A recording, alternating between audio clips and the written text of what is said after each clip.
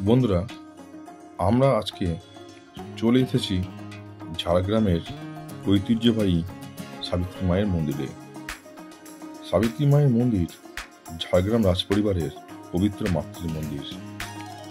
রাজস্থানের সামন্তরাজ শ্রী সর্বেশ্বর সিংহ পুরীর জগন্নাথ দর্শন করে ফেরার কালে ঝাড়খণ্ডের জঙ্গলমহলে কোনো অলৌকিক কারণে থেকে যান।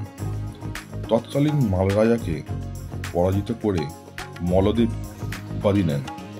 পরে স্বপ্নাদিষ্ট হয়ে প্রস্তর নির্মিত দেবী মন্দিরটি স্থাপন করেন। মন্দিরটির পশ্চাতে বৃহৎ পুষ্করিণী খননকালে অনেক পুরাতাত্ত্বিক নিদর্শন মেলে। এই মন্দিরে ৩৫০ বছর ধরে আজও নিত্য পূজা নিষ্ঠার সঙ্গে চলে আসছে।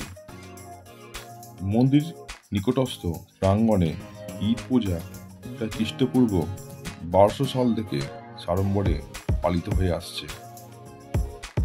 সাবিত্রী দেবী এখানে দেবী দুর্গা ধ্যানে পূজিত হন।